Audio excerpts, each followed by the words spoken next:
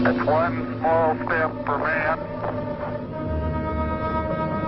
one giant leap for mankind.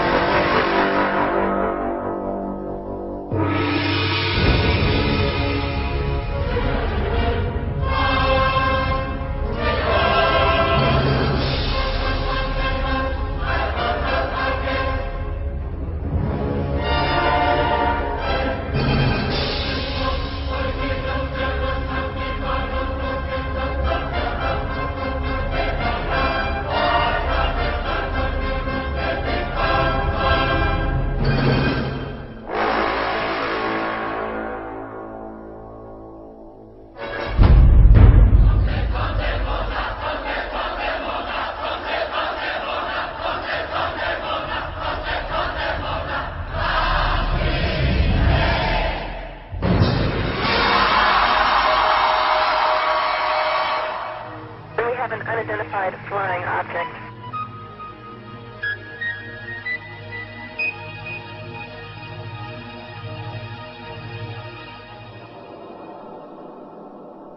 Did it really happen?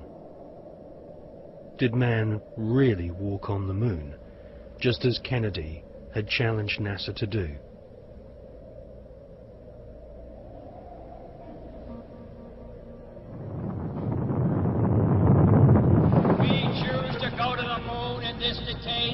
Other things, not because they are easy, but because they are hard. The photos of Apollo 11 moon landing have been criticized as being too perfect and looking like they've been photographed inside a TV studio with spotlights. Bill Casing is an ex-Rocketdyne engineer who points out that there should be a blast crater underneath the lunar module, but there isn't. Award-winning filmmaker and photographer David Percy has written a book called Dark Moon, which shows that the famous Apollo 11 photographs were all shot using multiple light sources, something which can't happen if the astronauts were really on the moon.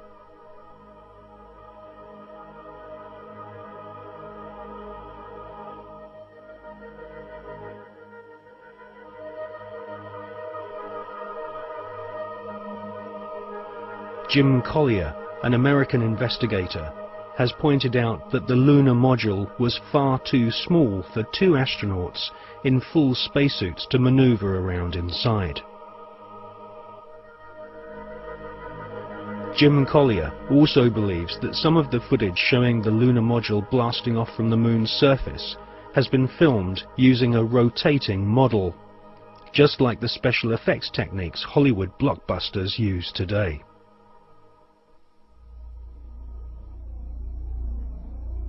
Now, for the first time on film, we present new evidence which proves that at least some of the official NASA photographs taken on the lunar surface are definitely faked, or at the very least, heavily manipulated. Join us now on a quest for the truth to the moon.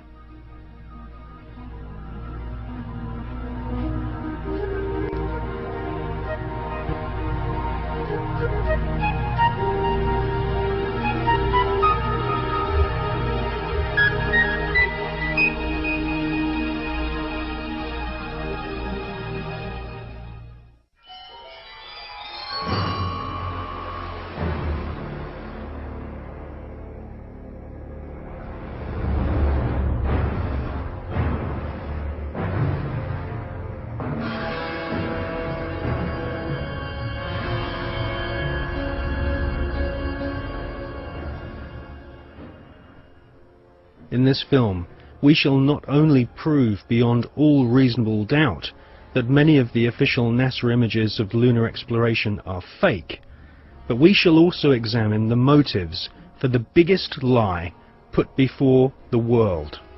Why did NASA repeatedly fake lunar images and photographs? Why did NASA stage lunar expeditions which did not happen? The answer will surprise you. It can be summarized in just 2 words: money and UFOs.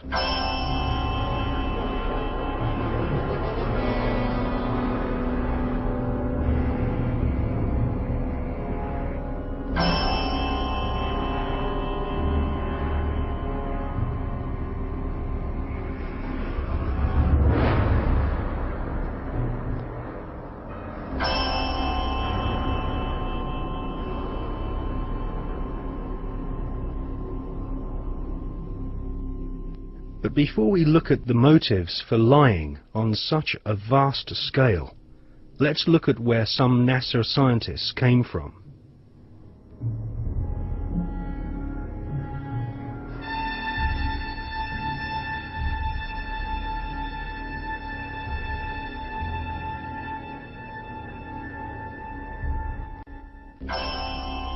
Peenemünde, Nazi Germany. For centuries, warmongering nations had been using primitive rockets as a weapon of war. China, Britain, and of course Hitler's Third Reich all used rockets to terrorize their enemies.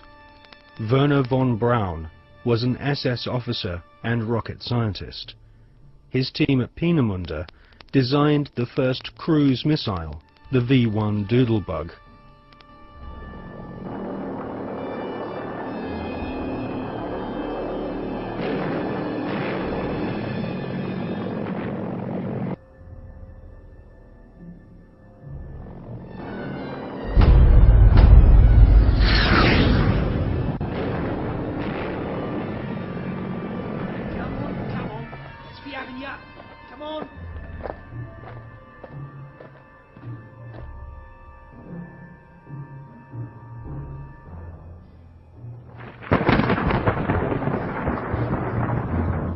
The V-2 rocket was the forerunner to the Saturn V rocket, which would supposedly take man to the moon.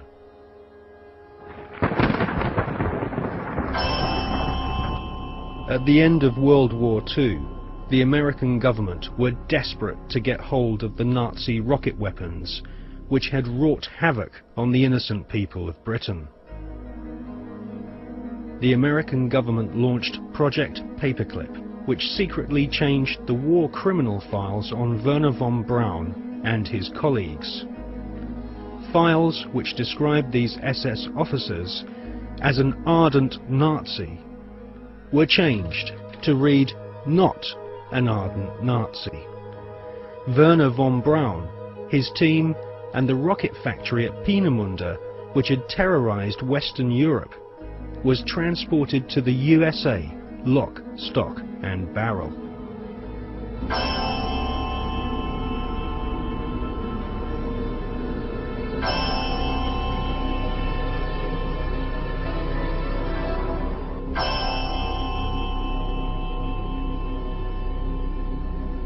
It soon became clear that the Nazis had a secret space program at Peenemünde and Nordhausen.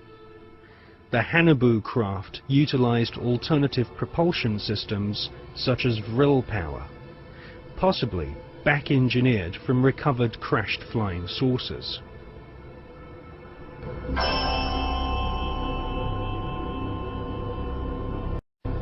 Prescott Bush was the grandfather of today's George W. Bush. Whilst working with the Bank of America and the Jewish Warburg brothers in Wall Street, Prescott Bush helped arrange vast loans to the Third Reich. The Third Reich's space scientists used Jewish prisoners as slaves to build gigantic underground bases and manufacture the V-2 rocket, which would terrorize Europe during 1944 and 1945. At Nordhausen and other sites in Germany and Austria, Wernher von Braun and his team of Nazi SS engineers built vast laboratories and rocket factories. The interior of an entire mountain was excavated to accommodate a secret space facility which was no less than 1 million square feet. It was here, at Nordhausen, in top-secret underground bases, that a huge number of experimental rocket ships and circular flying discs were developed.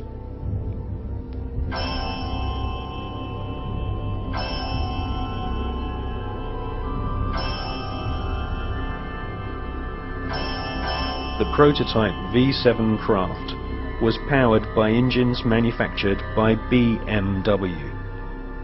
The V7 used 12 BMW 028 engines, which were powered with helium.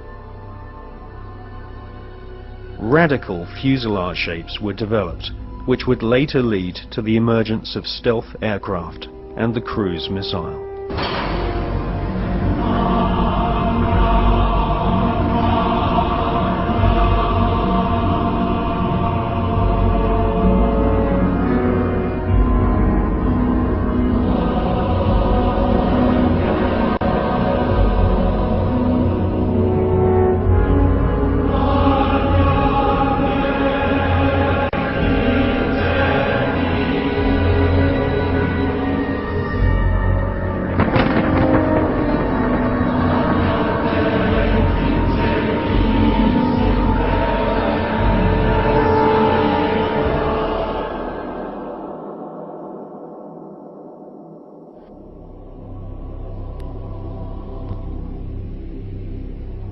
Wernher von Braun and his team closely studied photographs of UFOs which had been photographed in Germany, Austria, Switzerland, and Russia.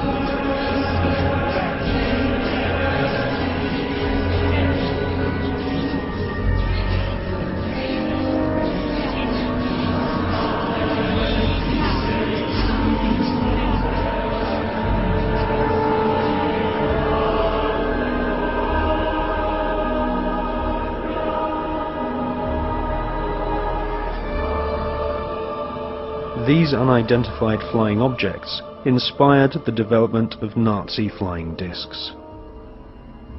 After World War II, the underground base at Nordhausen was rebuilt in the Mojave Desert, a place we now know as Area 51. A tremendous fighting took place, and I'm just completely baffled right now. So is Mr. Anthony Hilder. Example of one of the many objects seen regularly in Las Vegas. Very bright object, just basically hovering over Las Vegas. 5:30 p.m. Cylindrical object, a craft. We believe it could be some kind of an observation platform.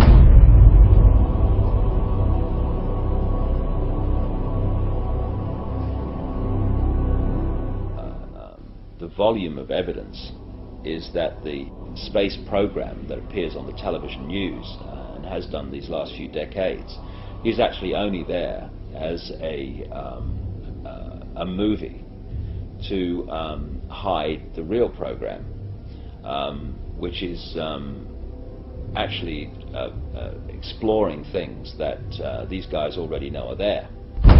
There's this secret agenda in which advanced knowledge that people in general never hear is passed on to the chosen ones that are chosen to have this information and to move it through the generations. The agenda for centralized control and all that stuff. And then there's the movie, which is there to hide all that. And the movie is the official version of events that pours out of the television. They're being sold a cover story to hide what's really going on, not just in terms of the space program, but in every area of our lives. I mean, what is the more classic and obvious cover story than weapons of mass destruction, we've got to go and get them? And clearly, you know, we see it was a cover story now. If you had a brain, you could see it was before. I've said in my latest book, Tales from the Time Loop, that we're looking at the Fourth Reich. And then I put under that brackets, or a continuation of the Third, which never ended. People have no idea, the general population, because no one tells them, of the fundamental connections between the Nazis. The people now think, oh yeah, the Nazis have gone, and the American administration. First of all, the Nazis were funded out of Britain and America. Why is it that they were taking their wages home in wheelbarrows during the Weimar Republic? Germany was in economic catastrophe. A few short years later, they have a war machine that's taking on the world. How did this come about? Anyone else? Well, let's ask the Bush family. Because, and this is not just me, other researchers have come up with this, and a guy called John Loftus, who is he runs the Holocaust Museum in Florida, that Prescott Bush, who is the grandfather of the present president, he was a major executive of the Harriman Empire in America. And they had a company called the Union Banking Corporation, the UBC, which interfaced with the banking and steel empire in Europe of a guy called Fritz Thyssen, who was named at places like the Nuremberg trial and elsewhere as a major funder of Adolf Hitler and the Nazis. And what Prescott Bush, who was the key executive in the Union Banking Corporation, was doing was funneling money and other resources through the UBC into Thyssen's empire, and then it went to the Nazis, and that's where the war machine came from, also through the Bank of England. Only yesterday, every business, every profession was part of Hitler's system. The doctors, technicians, clockmakers, postmen. Practically every German was part of the Nazi network. They believe they were born to be masters, that we are inferiors, designed to be their slaves. A number of companies in which Prescott Bush was involved in were closed down during the Second World War under the Trading with the Enemies Act. William S. Farish, whose grandson is now Bush's ambassador to Britain, William S. Farish III, very close friend and horse interbreeder with the Queen of England, His grandfather, William S. Farish, was president of Standard Oil, the Rockefeller Oil Company, when it was exposed as supplying the Nazis with oil during the Second World War, while they were supposedly in conflict with America. So what you had then was this CIA, British intelligence operation called Project Paperclip, which was to get the Nazis, the major Nazis, with all and a lot that with tremendous knowledge that are not registered by history, out of Germany so they would be safe, and into South America and North America to continue this agenda up to the present day. And so this is why you have Nazi after Nazi turning up as founders of, and creators of NASA and all these other institutions, the CIA, that appeared immediately after the Second World War. T-minus 2 minutes in, counting, and the countdown continues to move along smoothly. Now in the terminal countdown portion, we're standing by now to begin pressurization of the fuel tank. The second stage fuel tank pressurized. Third stage fuel tank pressurized. The countdown continuing to move along smoothly. T-minus 90 seconds. Now looking at the liquid hydrogen tanks as they become pressurized. LH2 aboard the second stage pressure. 17. Final guidance release. We'll expect engine ignition at 8.9 seconds. 10, 9, 8, 7, ignition. Started. All engines are started. We have ignition. 2, 1, 0. We have a liftoff. We have a liftoff, and it's lighting up the area. It's just like daylight here at Kennedy Space Center as the Saturn V is moving off the pad. It has now cleared the tower. Mission control reporting. The launch vehicle maneuvering to the proper attitude. Everything looking good at this point.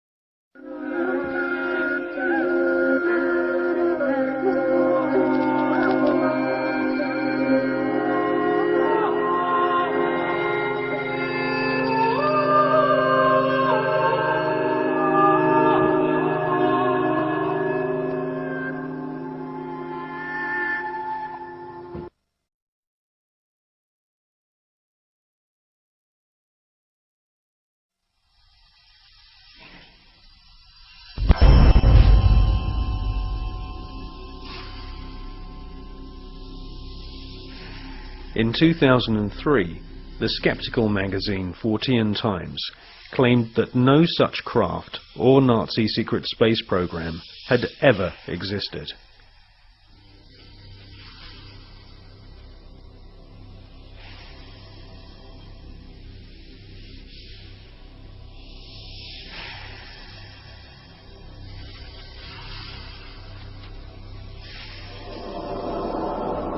But we have been given patents from leading German manufacturing companies, including UHA, Krups and BMW, which prove beyond all reasonable doubt that Hitler considered the Nazi secret space program a top priority. And more than 15 billion Deutschmarks were spent developing craft of all shapes and sizes.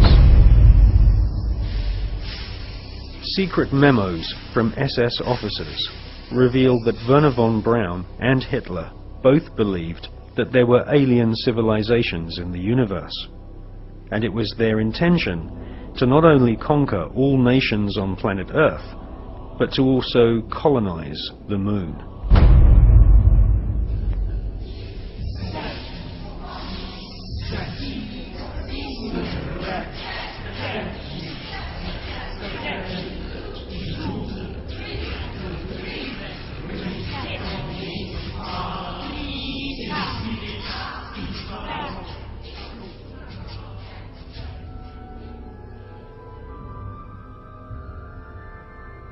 Gentlemen, the conquest of outer space is the greatest technological challenge of the age in which we live. The first decisive step in the conquest of space will be the placing of an object into an orbit wherein it will indefinitely circle the Earth. 1954. Sputnik 1 shocks the world and puts the USSR way ahead in the Cold War. Sputnik 2 takes a dog into space, the first living creature to leave the face of planet Earth. Russia then shocks the world by sending an unmanned probe to the moon. Meanwhile, the US Army plan Project Horizon, a plan to colonize the moon with Americans. This plan was soon abandoned when the true nature of the hostile environment of outer space was discovered by American and Russian scientists.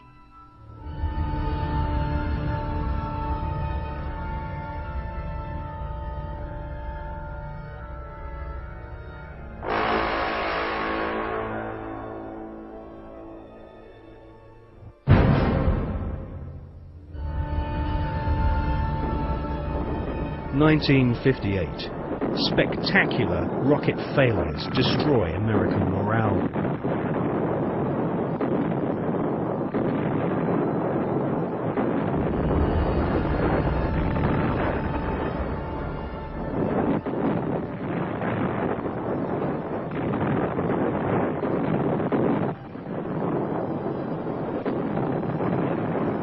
The Explorer 1 space probe confirms planet Earth is surrounded by dangerous radiation.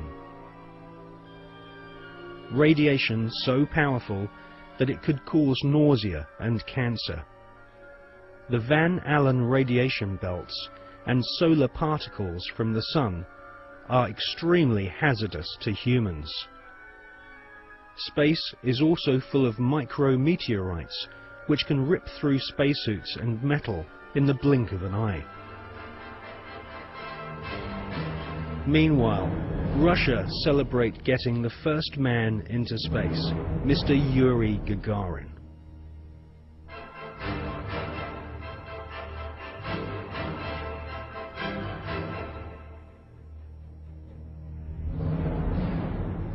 Well, there was already a parallel space program, and it had been continuing from even before the time that NASA was created in 1958. October 1958, NASA were incorporated by President Eisenhower. The secret space program was run by the Department of Defense. It took its original form in Project Horizon, which was established in 1959, the habitation of the colonization of the moon. The reason for that was that whoever controlled the moon controlled the Earth. If you could launch rockets from the moon onto your enemies on Earth, they couldn't possibly retaliate, therefore you had the upper hand. There was a serious attempt, certainly a serious investigation, to put man on the moon and keep him there. So the secret parallel space program continues to this day. There is a military space shuttle, and even the ones that we see from Columbia onwards are designed according to the specification of the Department of Defense. If you look at them, they will carry spy satellites into orbit. And if you want to know what a spy satellite looks like, the Hubble telescope is one. That is the design of what's called the KH-12, the keyhole satellites, which are used today over enemy territory, which is presumably any territory that is not American. Regardless of the dangers of radiation, and without having spacesuits nor spacecraft which can protect the occupants from radiation, NASA convinced the American people to pay $40 billion for the space program.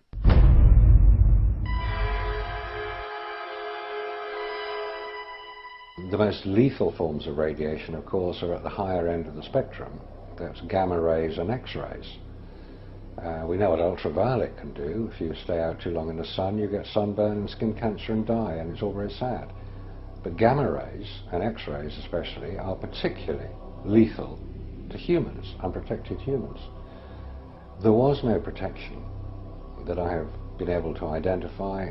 I've found no reference to it. I found nothing that will tell me what level of protection is offered, so I have to assume none was. I've contacted the manufacturers of the spacesuits, and they said there was no radiation protection built into the spacesuits, because I asked them if these same spacesuits could be used by technicians to go to Chernobyl or 3 Mile Island, because the nuclear reactors produce the same radiation as produced in space. They said no, not advisable, no protection.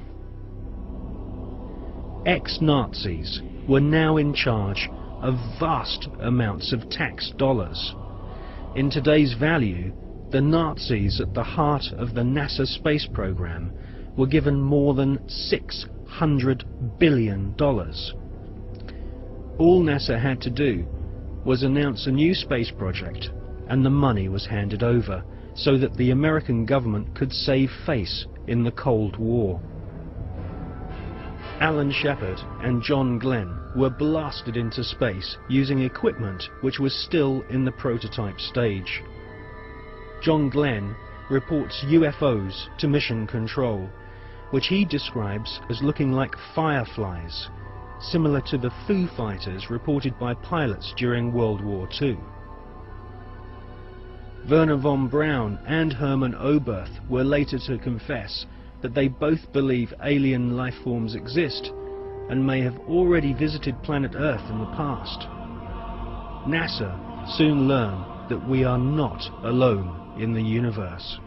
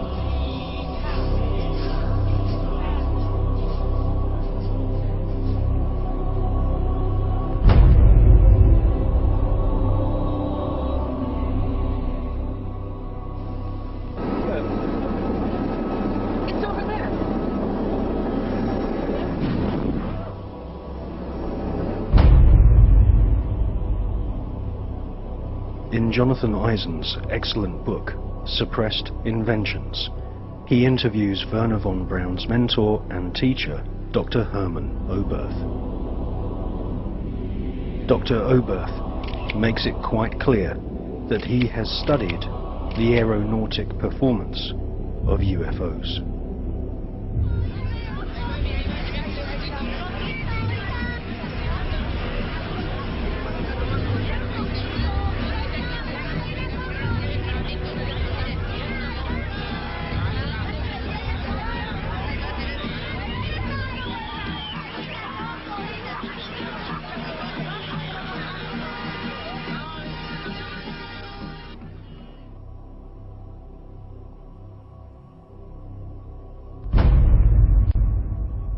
In 1972, Dr. Hermann Oberth made the following statement.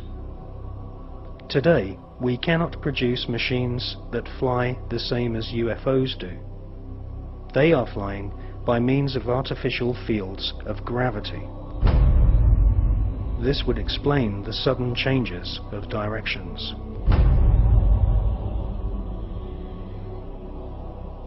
This hypothesis would also explain the piling up of these disks into a cylindrical or cigar-shaped mothership upon leaving the Earth. Because it is in this fashion that only one field of gravity would be required for all the flying saucers. Dr. Oberth then added, "We cannot take credit for our record advancement in certain scientific fields alone. We have been helped, and we have been helped by the people of other worlds."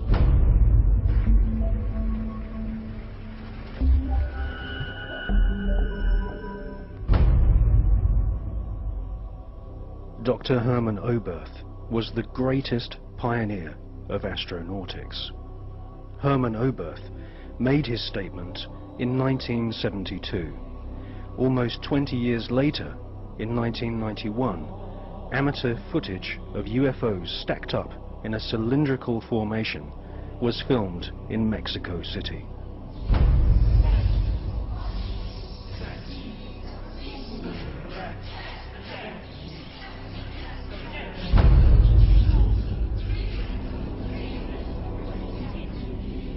It's a monopoly that is being conducted through science about the possibilities of finding life in a different planet or satellite in the space. We have many other reasons to believe that NASA has been lying in every respect. It's very difficult to know if the politicians know the real truth or not. We know that there is government inside the government.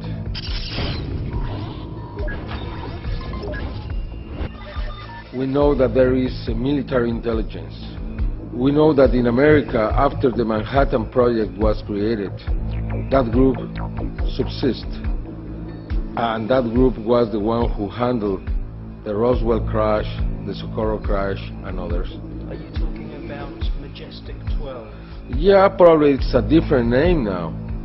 Now it's not Majestic 12, now it's something else. I am here to discuss the so-called flying saucers.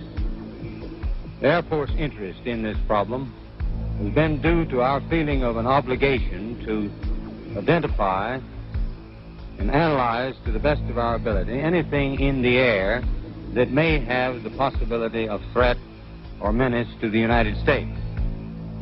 In pursuit of this obligation, since 1947, we have received and analyzed between 1,000 and 2,000 reports. It's very difficult to know if Bush and Blair and others are puppets, or they are innocent, or they are the mastermind.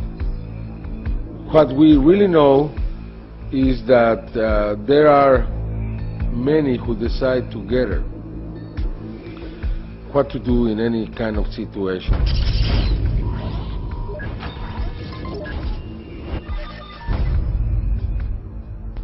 The Russians now have a very different policy around this phenomena.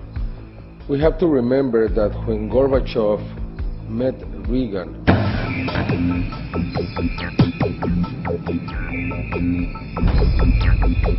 many times he asked about the technology that the United States have obtained from the others, and always Reagan, joking, replied to Gorbachev, "What did you do with it too?" They never said we are speaking about alien technology, but many times they spoke about the other technology. And we know that Gorbachev renounced to the race, the Cold era, because he learned that the United States had technology from these beings. From the Greys. From the Greys.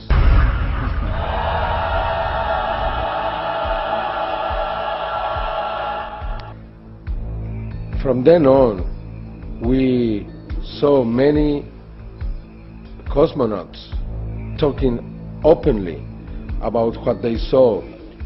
We have different videos recorded by these cosmonauts where you can see strange things floating in the space.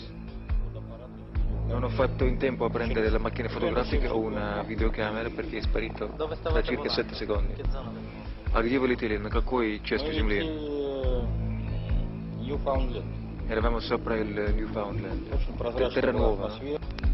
We have also something very important, which is a video taken inside the space agency in Russia, where you can see the Mir surrounded by dozens of bright objects.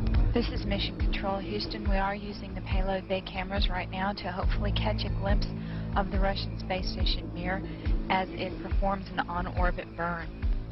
The payload bay cameras are positioned such that they're looking straight back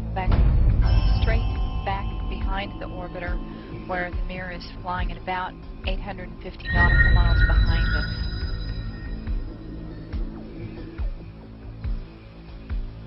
No joy from here, sorry. Hope it was a good one, though, for our friends. Thank you, sir. We could not see it here either. We'll wait 2 or 3 more minutes till sunrise, and then at that time give you a go for KU stow. We're at a mission lapse time of 7 days, 13 hours, and 17 minutes. This is Mission Control Houston.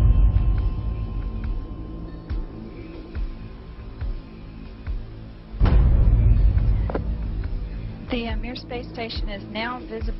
Yeah, we do see something flashing visually, but we're not sure that that might be...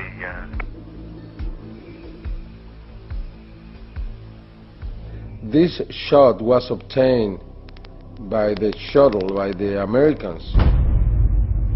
NASA never released that piece of video. It means that we have 2 different positions. One that is openly saying, yes, we have experience out in the space. That's the Russians. And we have the other, which is the NASA explanation that there is nothing in there. They don't release anything. We have to obtain every evidence from an outside source, but not from NASA.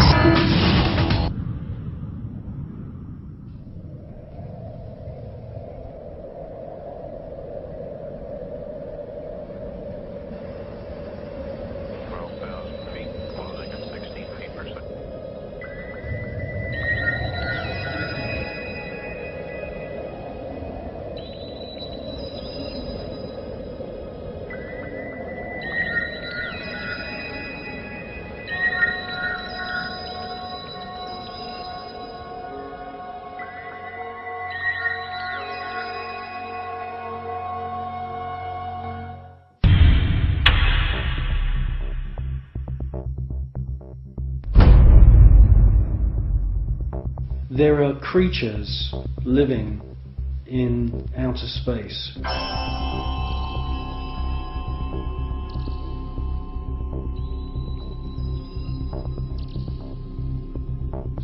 And I'm the first one to realize how crazy that sounds. Scientists would immediately say, well, that's impossible. There's ultraviolet radiation in space. Without having a craft around you, you'll die. Well, all I can say is that these, I call them space serpents, they do exist.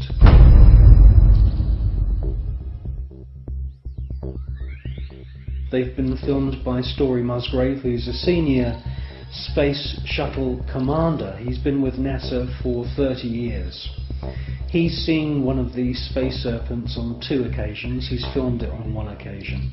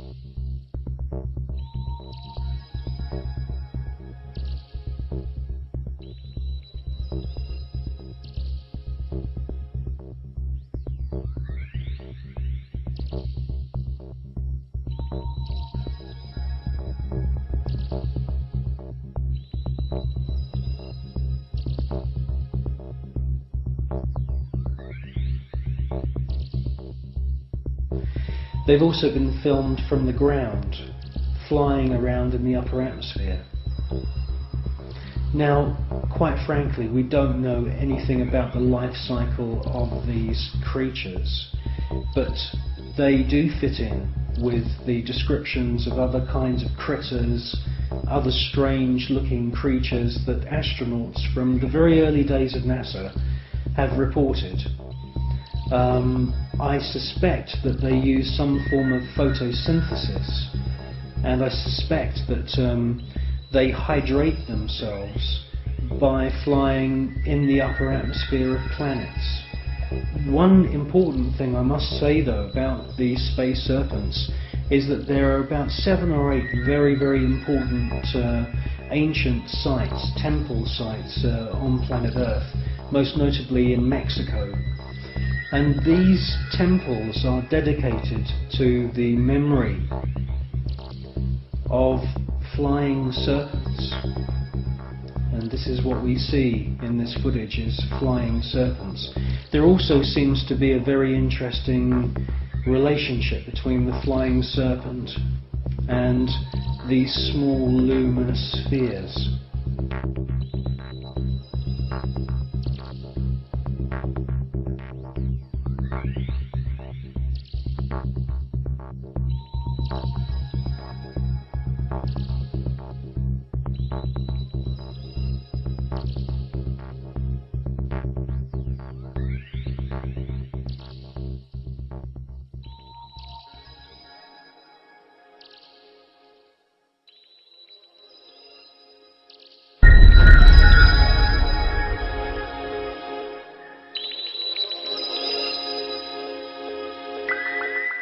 Control Houston, we are using the payload bay cameras right now to hopefully catch a glimpse of the Russian space station Mir as it performs an on-orbit burn.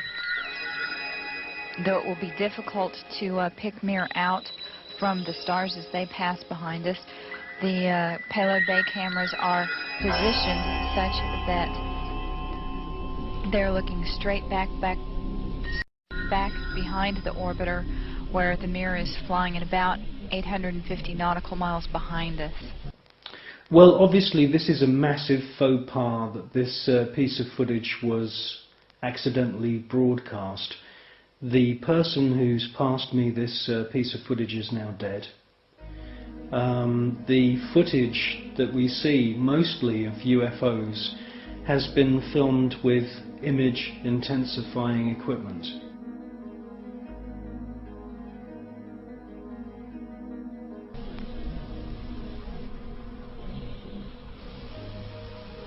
enjoy from here, story. Hope it was a good one, though, for our friends.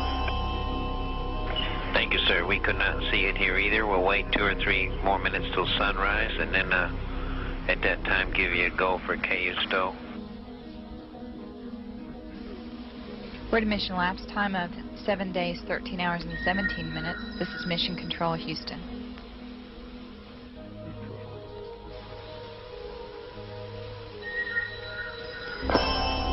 The Mir space station is now visible on the far left-hand side of the screen, about an inch from the bottom of this particular picture.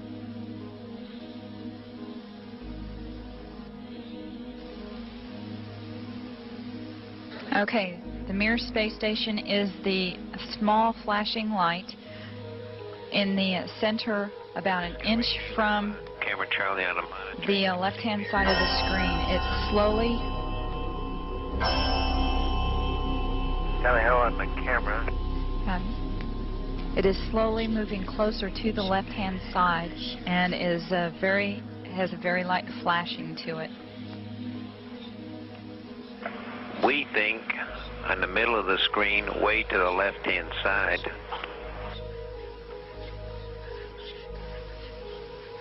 We think you can see a flashing light just a little bit to the left of the center of the screen, very faint.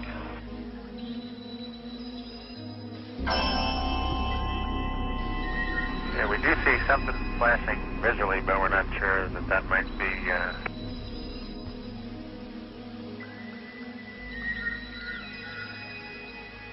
This is Mission Control, Houston. Once again, we believe we were just able to spot the Mir spacecraft as it flies about 850 nautical miles behind us.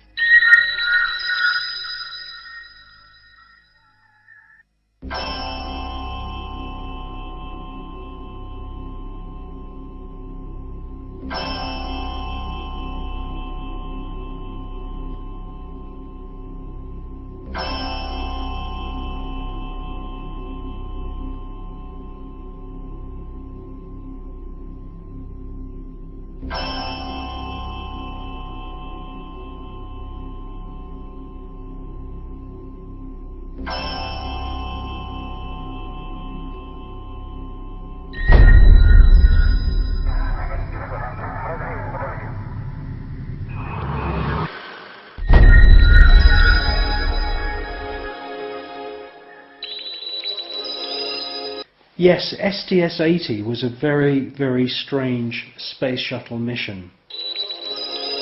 What we see is a lot of activity.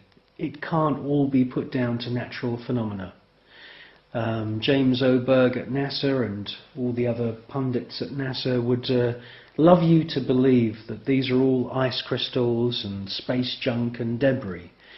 Quite frankly, if there was that amount of debris, that sheer number of shooting stars flying around in close proximity to the space shuttle and the Mir space station, it would be not safe to put craft up into space.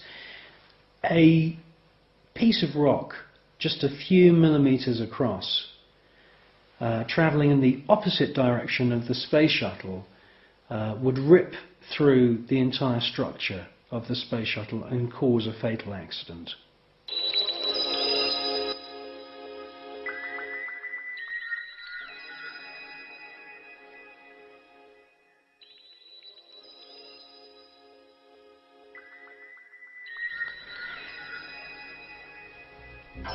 Well, people always say to me, you know, if there's extraterrestrials and if there's UFOs, why don't they make themselves known to us publicly?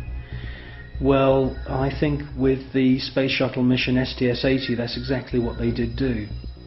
You see objects which are out of focus, or they are transparent in some kind of way.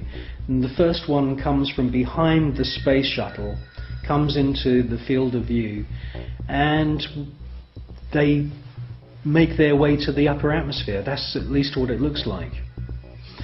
It's joined by many others, and you get a kind of rough circular formation appearing. And then you get the piece de resistance, the last orb comes into the center of this formation, and as soon as it finds its position, it lights up. And then you can see a sort of dance of lights around this formation. Now, this suggests to me incredible intelligence. It suggests to me that they are saying, look at us, look how clever we are. And it's an astounding piece of footage.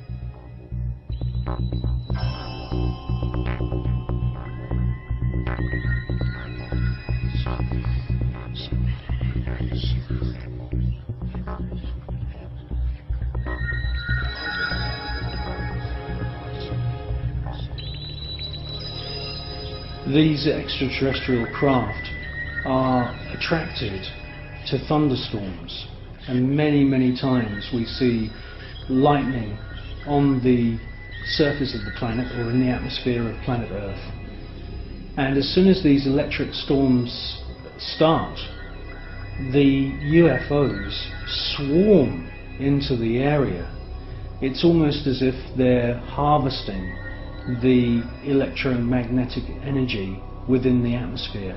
And in actual fact, there are unseen forces in the atmosphere, etheric flows of what the German scientist Wilhelm Reich described as orgone energy. And it could be possible that these UFOs are sucking energy from these electric thunderstorms on planet Earth, and this is where they're getting their energy from. You should concentrate on the first object that appears, and you will see that it holds its position. Many TV stations have actually broadcast this STS-80 footage, but they only show you the few seconds of the large glowing orb coming from the lower atmosphere.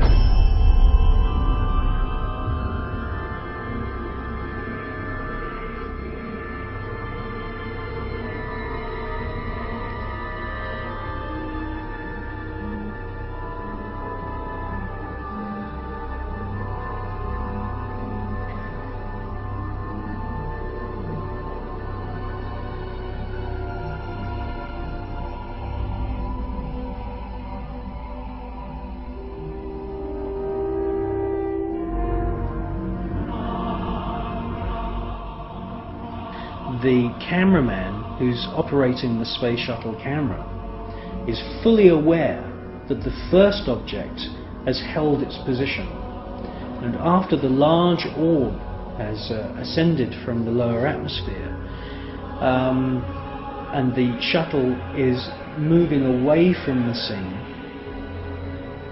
the cameraman is actually zooming in at the end of the sequence to double check the position of the first luminous orb, and it's a fascinating piece of video.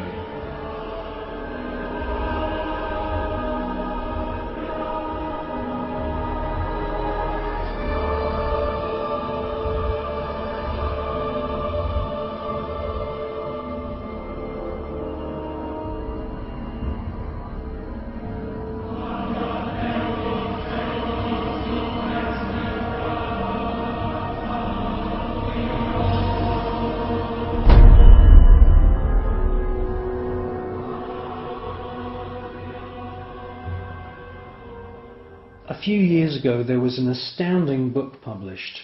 It's called The Day After Roswell, and it's written by a gentleman called Philip, who's now dead. He had a military career that lasted more than 20 years, and during that time he served at the White House, and then he was a senior official at the Pentagon.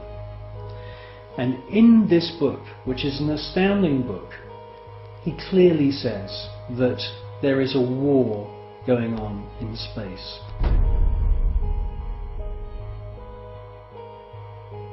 In other words, NASA and the American military have designed weapons He says in his book that some of the weapons are based on patents of the genius inventor Nikola Tesla. Philip Corso tells us that there are plasma beam weapons being used against these UFOs, and that sometimes these UFOs are hit.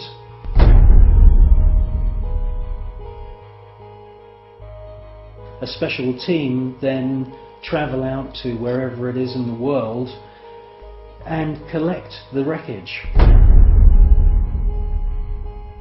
Now, from the wreckage they back engineer any useful technology. In his book he clearly states that microchips, semiconductors, fiber optics, lasers, many other new metal alloys have all been back engineered from wreckage which they've collected from UFOs which have been shot down by the American government.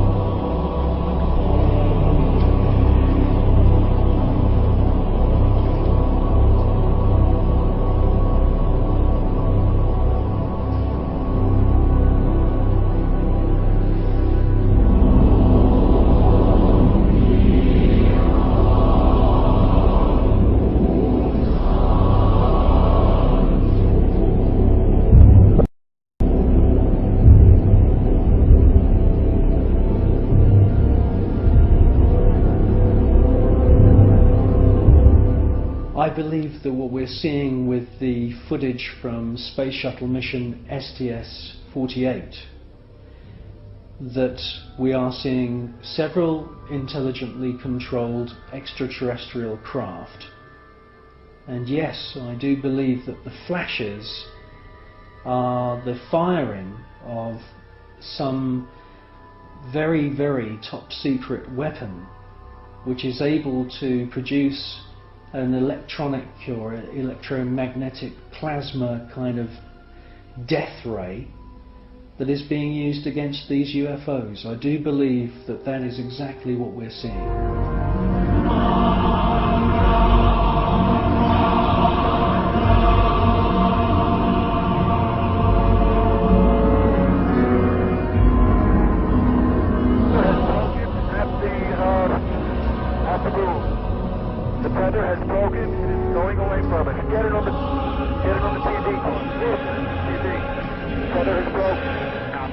Space Shuttle mission STS-75, the tether incident.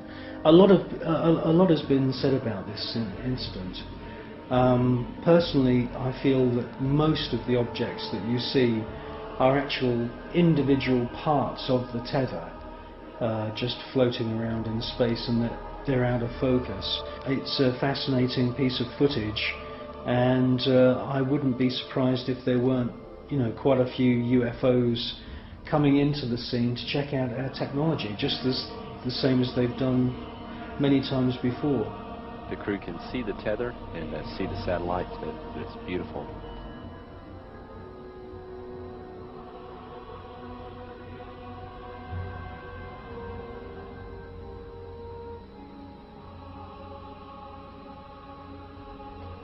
This view showing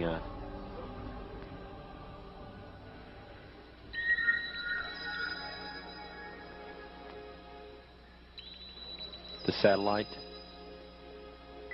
Again, just moving into sunrise. 81 nautical miles now from Columbia.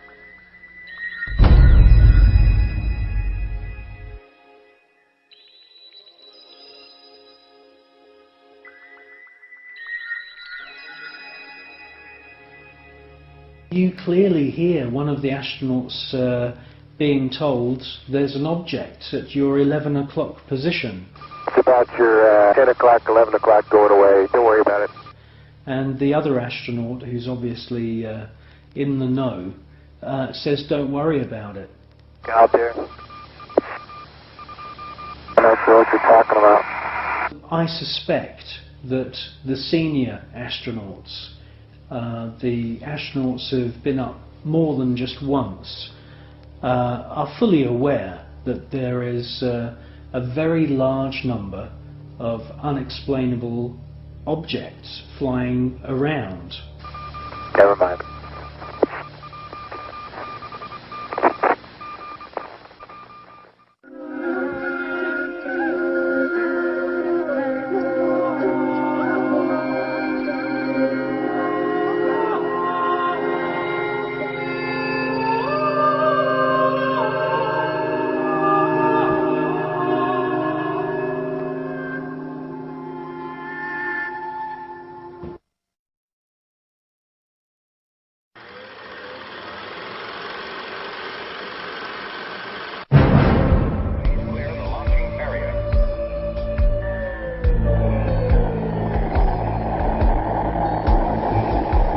NASA spent gigantic sums of money during the 1960s, but most of it was spent on the ground, not in space.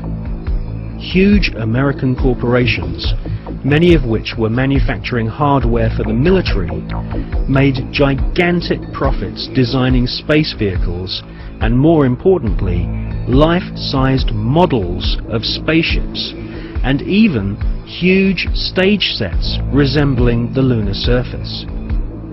Someone in NASA had realized that after taking billions of dollars from the American people, if they couldn't make it to the moon, they would fake it to the moon.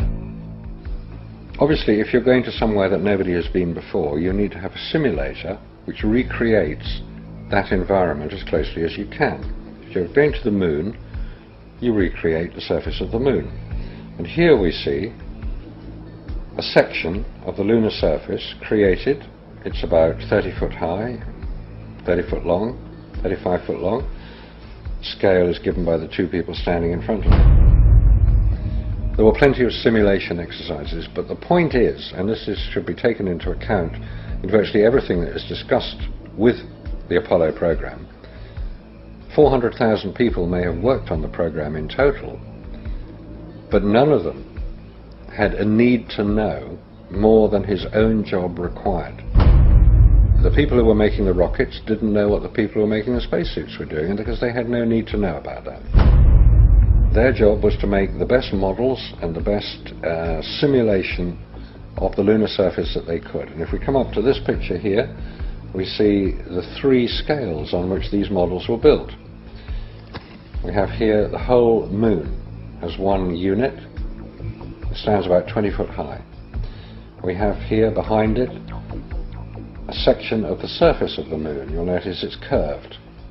And here we have a more detailed section of the lunar surface. What you're saying is that the images which we're told show a camera pointing out the window of the lunar module as it's coming into land on the moon could well have been filmed previously using these large-scale models. That's right. It could well be that what we are looking at are films of realistic models. We have no means of knowing if they were actually taken on the lunar surface, or whether what we're watching is part of the simulation exercise, training exercise. And you'll notice here on these models there is a camera track. A camera starting at this end, coming down here, would approach the moon, or appear to approach the moon, and become ever closer towards it. It's exactly what you would expect to see if you were flying to the moon. This is a simulation rig that was built. This is the command and service module of the Apollo program. And you'll notice that the window here looks out onto a block here. And there's another one here. They're curved. These are the screens onto which the lunar surface was projected as the craft made a simulated approach towards the lunar surface. Is what we're seeing a mixture of fact and fiction? It is fact, it is fiction. It's mixed together. It's hard to separate them until you examine it closely. If a spacecraft is in deep space, the only possible explanation for a light seen through the window of the spacecraft is the sun. It's the only bright light in space. If it's not the sun, then it has to be some other artificial light, which implies that that particular image is possibly fiction. July 1961. NASA was soon being criticized for the flimsy construction of their hardware. The first orbital capsules did not even have windows in them for the astronauts to look out of.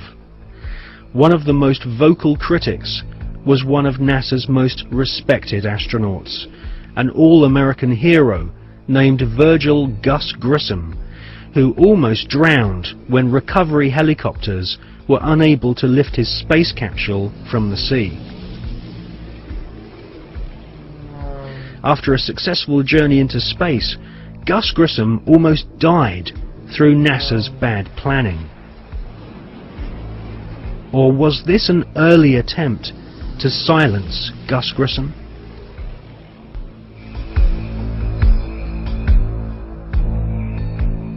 May 1963.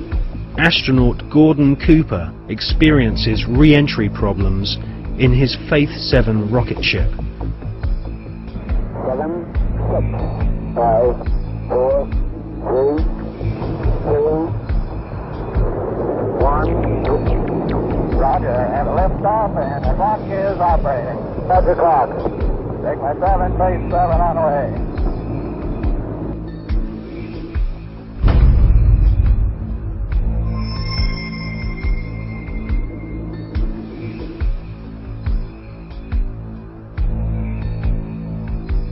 The prototype lunar module, known as the LIM, had serious stability problems.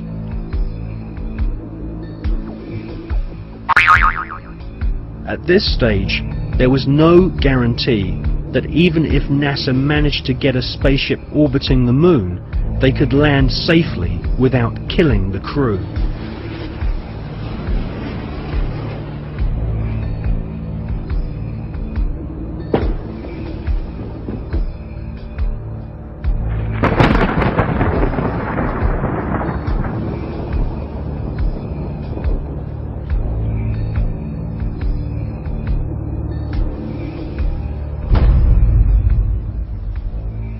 Could the footage which we see of the LIM approaching the moon be filmed in a TV studio? It was filmed in a TV studio. There's absolutely no doubts whatsoever about that. And the way that this film was created was by the use of models. There's nothing secret about the models. They exist. You can go and see them today. The models were very lifelike, very realistic. There is one that is a life-size model. It's in Flagstaff in Arizona. It's 2 miles long, and it's an exact replica of the Sea of Tranquility.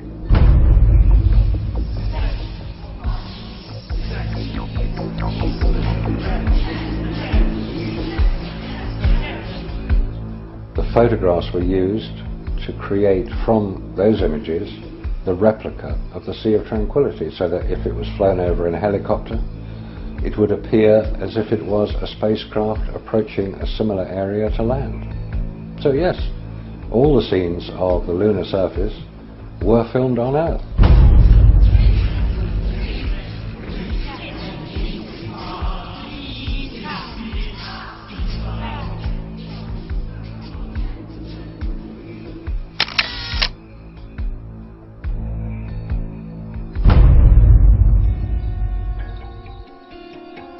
June 1965. Gemini 4 is launched and the first man walks in space. Like the clock has started. Yeah. He's going to drag it a little bit, so I don't want to fire the gun yet. Okay, I'm out. Okay, now.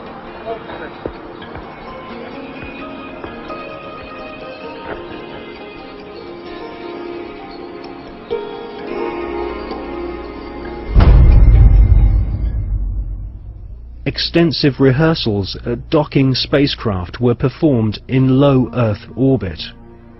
Everything was recorded on film. This footage would later become invaluable as NASA sought to fake the success of the Apollo missions. Meanwhile, more problems occurred. On Gemini 9, the second spacewalk had to be cut short due to problems with the astronauts' oxygen supply. On Gemini 11, another attempt to walk in space was curtailed due to fatigue. Was this a sign that cosmic radiation caused nausea and fatigue?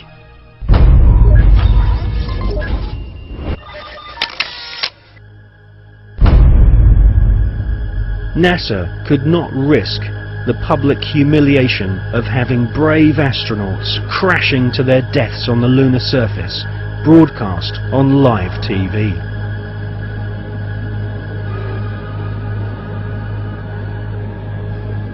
NASA's Nazis knew that a major catastrophic failure on the moon would cause the billions of dollars of funding to be immediately cut. Anyone with the most elementary grasp of science could tell that the Saturn V rockets were merely big versions of the Nazis' V-2 killing machines.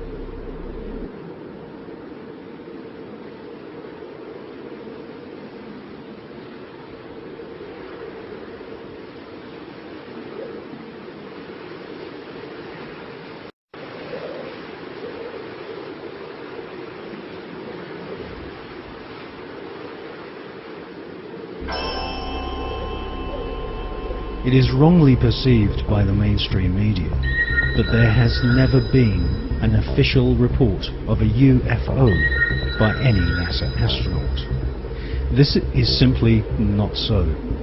Since the early experimental orbital craft were developed by ex-Nazi SS officers on behalf of NASA, American astronauts have continually reported strange UFOs. In many cases, photographs and even film was shot of these mysterious, unidentified flying objects. During his pioneering orbital flights in the Gemini 7 capsule, NASA astronaut Jim Lovell clearly alerted mission control of a bogey at 10 o'clock high. Capcom at Houston asked James Lovell if he had an actual sighting of a UFO. Lovell answered, "We have several, an actual sighting." That's clear. 7, go ahead. I told you at 10 o'clock high. This is Houston. Say again, 7. We have a bogey at 10 o'clock high. Roger.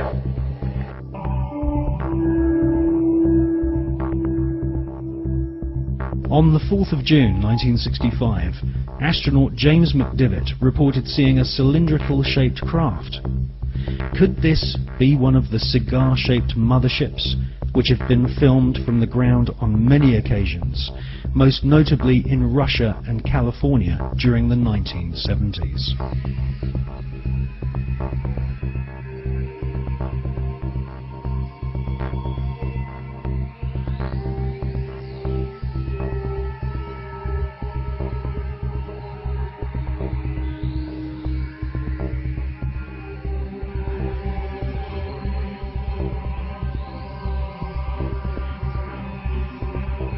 Former astronaut Gordon Cooper has publicly stated that his interest in UFOs was one of the reasons why he became an astronaut in the first place.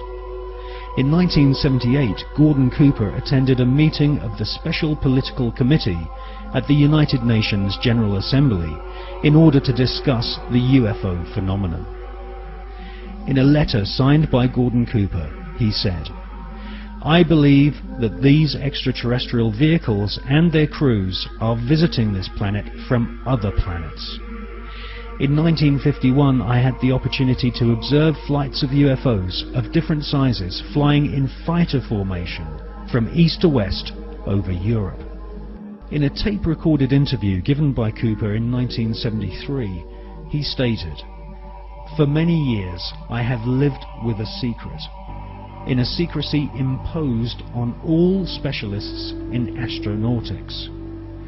I can now reveal that every day in the USA, our radar instruments capture objects of form and composition unknown to us."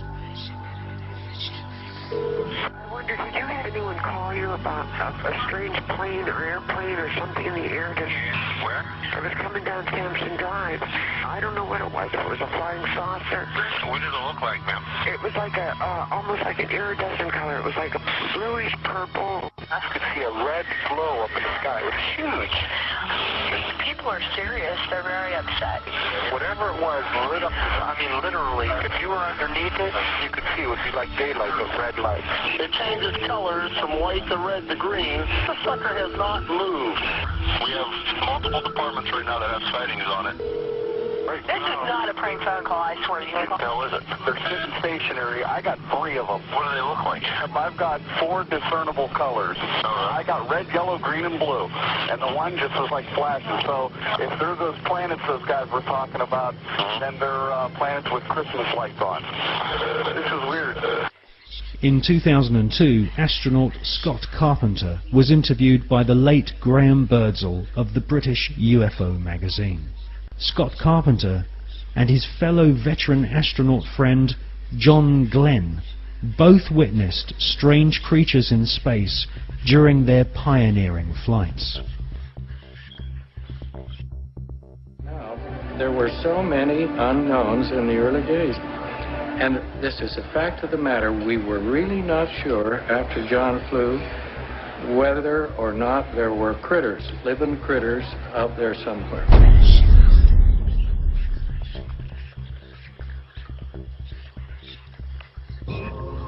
После этого, значит, у нас сотовые закрутится, мы все ведем, потом начинаем проверку.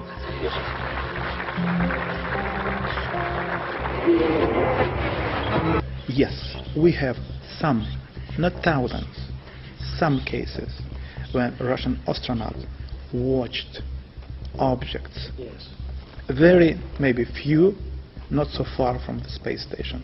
Mostly over the Earth, very close to Earth, but it doesn't matter. From outer space, you can see it as if it's very, very close to you. And I talked to Musa Manarov, and I talked to Gennady Strikalov and the other astronauts, and they told me that they have seen much more cases of UFOs, but without possibility to film it, because he said, it's always like with Russians. When you see something, whether this camera is without battery or with battery lying at the other end of a spacecraft, or, as Musa once told me, I see strange, interesting objects, but at the same time a spacecraft is coming to me and I need to dock it, and I can't leave the place and film it.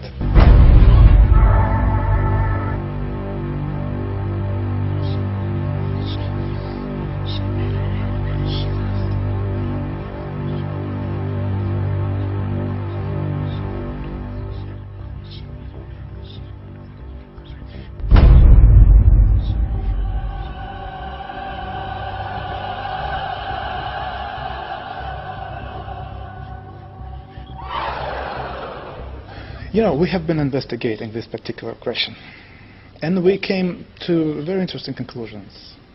I wouldn't say that millions of people or thousands, no, but there are many people who have not been abducted because on their level of knowledge and on their level of understanding and abilities, they do not need to abduct people. No. I will try to explain what's going on. When you say they, you're talking about the... It is, yes, it is. It is.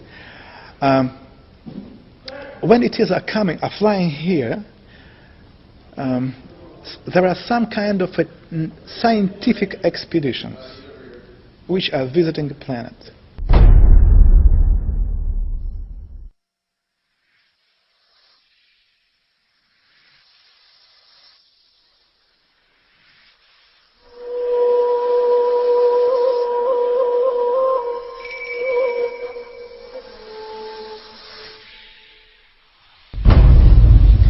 For us it was very unusual to find out that the deepest and the most important interest for them is the God. Who is He? They are looking and searching for God, yes, and His creation, ways, understand everything. And they can learn it only in one way: if they learn and check how big human groups are behaving, kind of an invisible influence, and how people are reacting. At the same time, there is another very interesting technology. When they meet a person, they take from a person kind of a informational hologram. This hologram, which any human being have, contain in itself information about previous lives, about present life, and something about possible future. They take this hologram, informational hologram, and then to be able to read it, to decode information, they need to have a special key. This special key is the sample of your way of thinking. For this reason, to have this key, they transmit into your brains a hard idea, like, just an example, you are living wrong. You broke our laws on this planet. This is the reason why very soon, when the sky became dark, thousands and thousands of people will die, and only few of them will stay alive. And at this particular moment, when a human being starts to analyze this information, they just read it, you know, like they take it like from a computer. Hops, that's it. They don't need anything. They take this hologram, they take this key, and then keeping this hologram anywhere there, they can have any information about a human being and what's going on with him and his surroundings.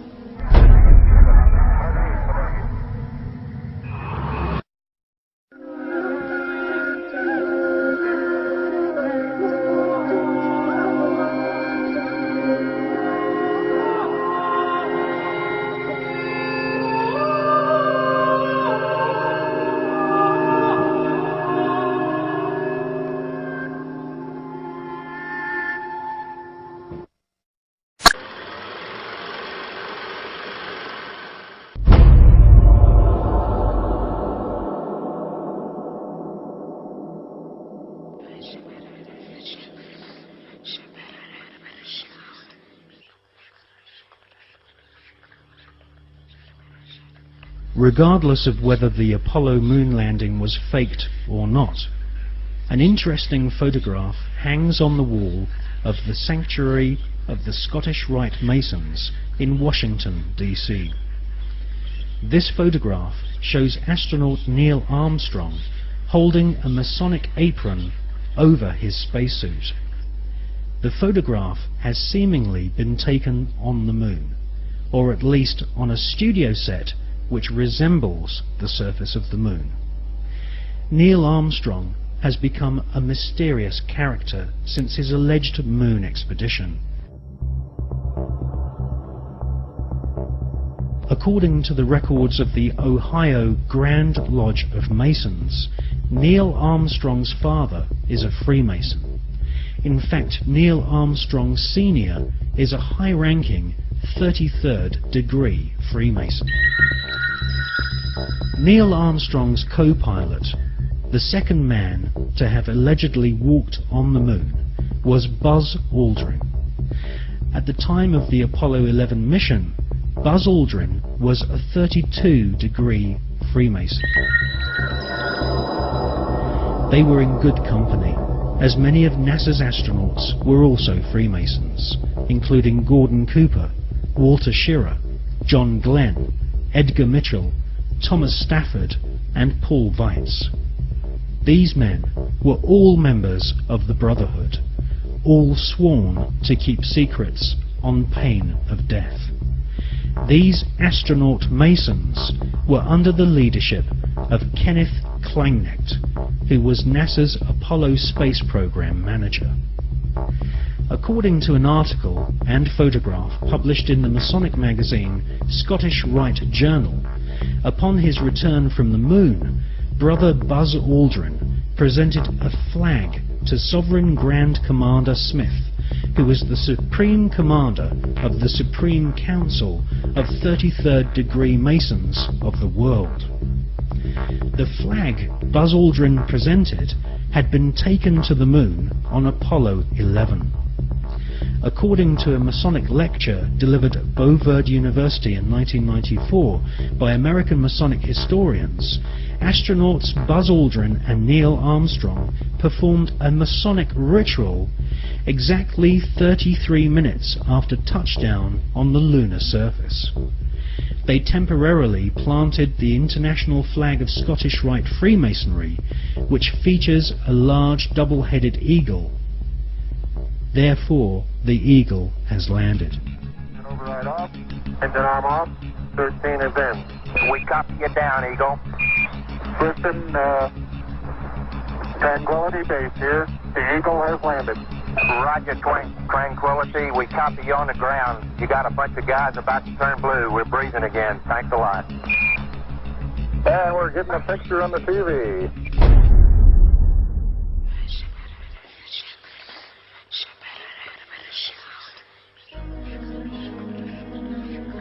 The short Masonic ritual Armstrong and Aldrin allegedly performed declared the celestial body of the moon to be the property of the Masonic God. Who is the Masonic God? As confirmed by former Supreme Commander of the 33rd degree and Grand Wizard of the Ku Klux Klan, Albert Pike, the Masonic God is Lucifer.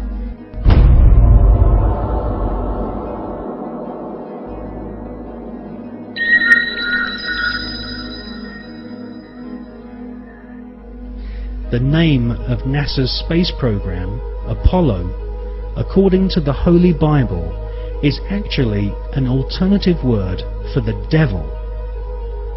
We can see this in the Bible as the word Apollyon. Apollyon appears as the name of Satan in the original texts of the New Testament Gospels.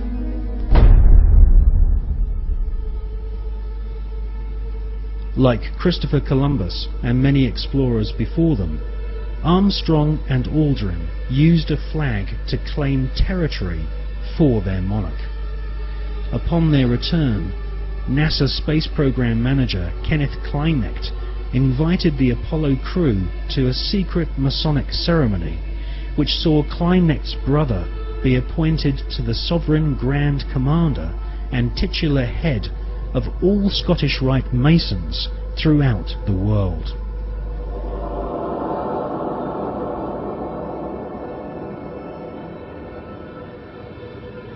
Once you learn the occult significance of words such as Apollo, Columbia, and Atlantis, you will realize that the occultically inspired murdering Nazis who developed NASA's space program have used names which are part of ritual, magic, and the occult. Hawati Entawi, Tem Jafar Kau, Tarpin Mawf, Mu'f, Ta'if, Sem'f, Menemenet F Nebet, Hayat Nebet, Henenet Nebet, Jedafuat F, Awat F Haset, Semawu M Sanuit.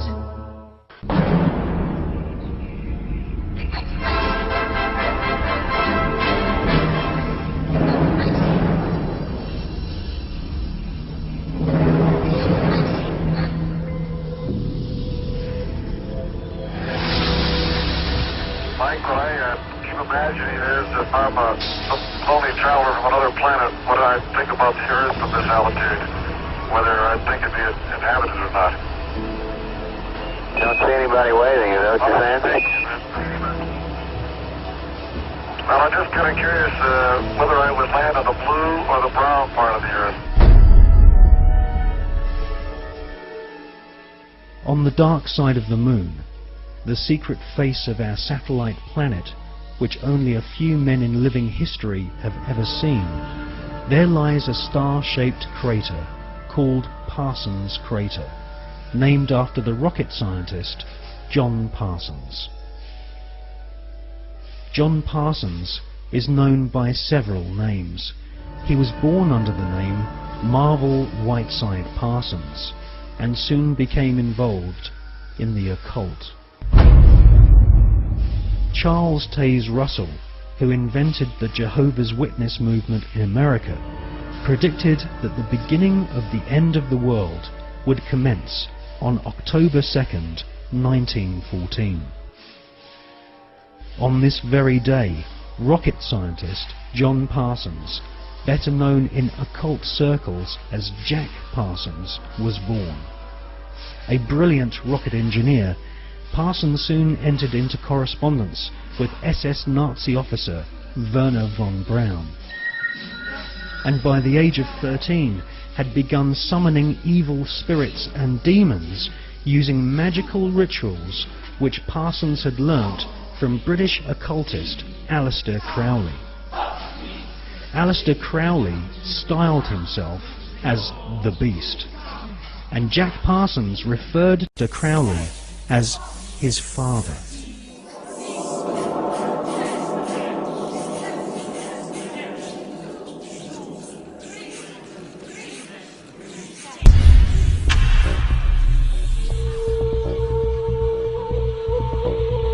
Grand Master of the Priory de Sion, Jules Verne, had written several books which strongly influenced the mind of the young Jack Parsons.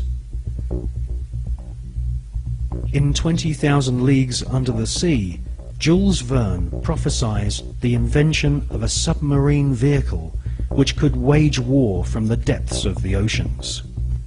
In newspaper reports read by the young Jack Parsons, he saw German U-boats launching futuristic torpedoes, travelling under the sea and causing death and chaos. Young Jack Parsons wrote in his journal that if the French author Jules Verne's submarine was a tangible possibility, then why not the rocket ship which travelled to the moon and back in Verne's other books? For most of Jack Parsons' adult years, he was an adept of occultism and a distant disciple of Aleister Crowley. When Crowley visited California and gave the go-ahead to form a new chapter of his OTO Satanic Secret Society, it was Pasadena the hometown of Parsons, which was chosen. Jack Parsons developed and patented several liquid and solid fuel rocket engines. His patented designs are still being used to this day on intercontinental ballistic missiles such as Polaris and the Space Shuttle. The Polaris nuclear missiles use Parsons rocket technology, which has a pentagram-shaped void impressed into the solid rocket fuel to aid faster burning. Parsons also patented an acid aniline mix, which was used on the first generation of Titan nuclear missiles, used to deliver deadly warheads and also used for high-level atmospheric tests.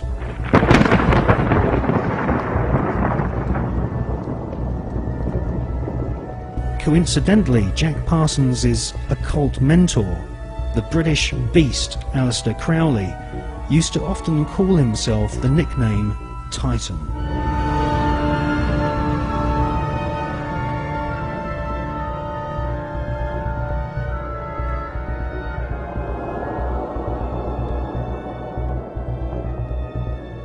On April the 15th, 1942, Parsons demonstrated a plane powered by 2 liquid fuel rocket boosters at Edwards Air Force Base. The test was witnessed by Alfred Ledding, who fronted the US military's Project Sign, which investigated UFOs and helped cover up the phenomenon for decades.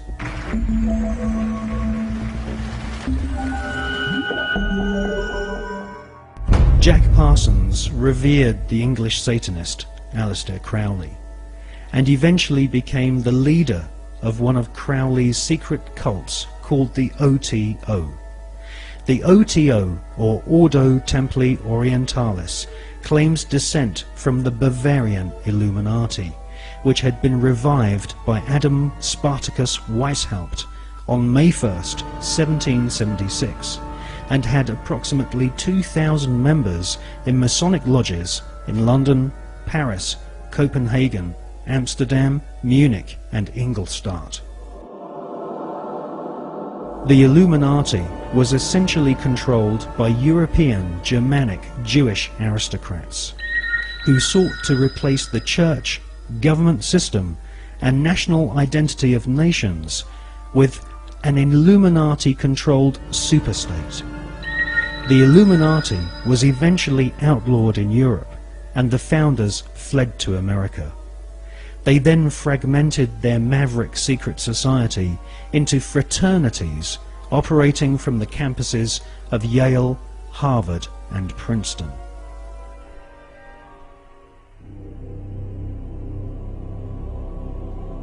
From his pulpit in Brooklyn, New York, charlatan priest Charles Taze Russell prophesied that from October the 2nd, 1914, the beginning of the end of humanity would commence, with the emergence of the Antichrist and Babylon the Great, as foretold in the Bible's Book of Revelation. Jack Parsons, born on that prophetic day, would later attempt to invoke the incarnation of Babylon and also sign an oath stating that he was indeed the Antichrist.